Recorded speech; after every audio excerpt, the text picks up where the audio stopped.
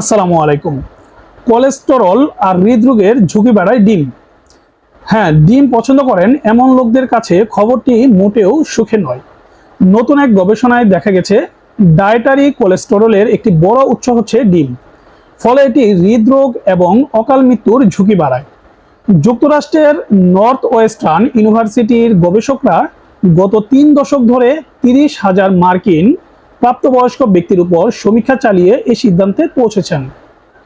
গবেষণায় দেখা গেছে সপ্তাহে মাত্র 3 থেকে 4টি ডিম খেলে হৃদরোগের উচ্চ মাত্রায় ঝুঁকি বাড়ে 6% এবং মৃত্যুর ঝুঁকি বাড়ে 4%।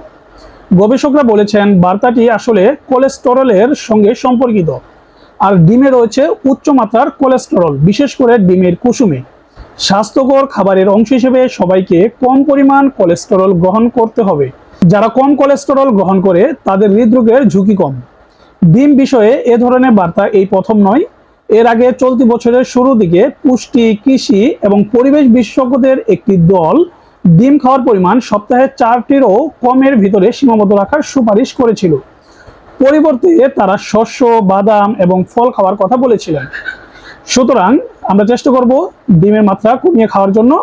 সপ্তাহে 4টির বেশি ডিম না খাওয়ার জন্যই চেষ্টা করব। সকলে ভালো থাকবেন, সুস্থ থাকবেন। সকলে সুস্থতা কামনা করতেছি। আল্লাহ হাফেজ।